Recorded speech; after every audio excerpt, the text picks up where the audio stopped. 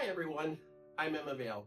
Today we're going to be doing a tutorial and I'm going to show you two easy ways to make these earthy forest olive greens. So let's head over to the palette and let's get started. Okay, so we're just going to go over the colors. We have our Hansa Yellow Light, we've got Sap Green, and then we've got Alizarin Crimson, and then we've got Ivory Black. This is the first method I'm going to show you. Then we're going to get over to the second method. So we're just going to go into the Hansa Yellow Light. Now you can use Cad Yellow, of course.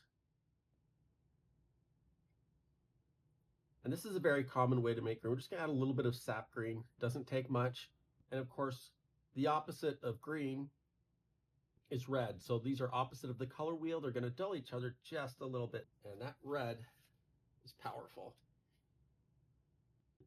We're just going to add a touch of Ivory Black.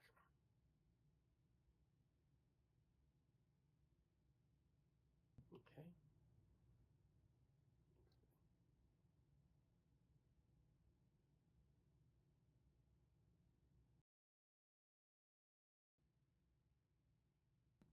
There we go. So that kind of gives you an idea of the range and values that you can get. This is a really great way right here to make some earthy olive greens. Now, if you're looking for a little bit more control, I'm going to show you method 2 over here. This is a method that I've switched over to, and I'll show you why, for myself, I prefer this method. We're not using sap green, we're using ultramarine blue.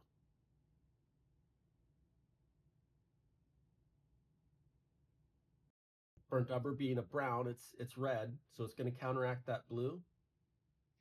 Kind of the same situation as over here, but it's going to work just a little bit differently.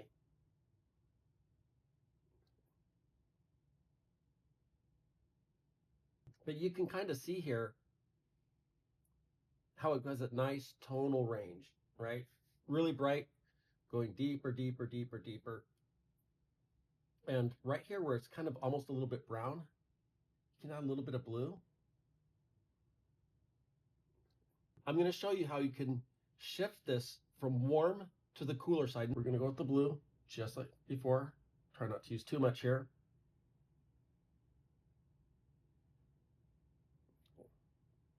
And it's kind of almost getting to a aqua or emerald. As we mix it forward, it kind of gives you an idea what that looks like. Let's go into the burnt umber a little bit.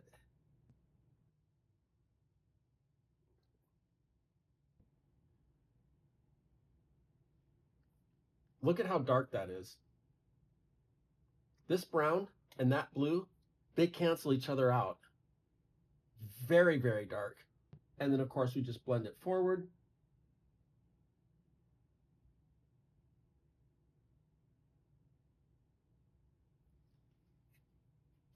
Look at the difference between this and this. And then of course, I'm just kind of blend these two together because you can do kind of anything in between.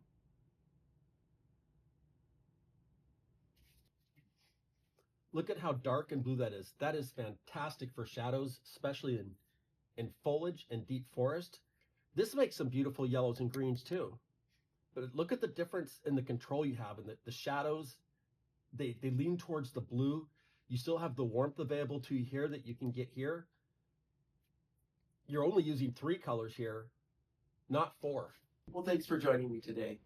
If you found this helpful, go ahead and subscribe. I've got more painting tutorials on the way. I'll see you next time.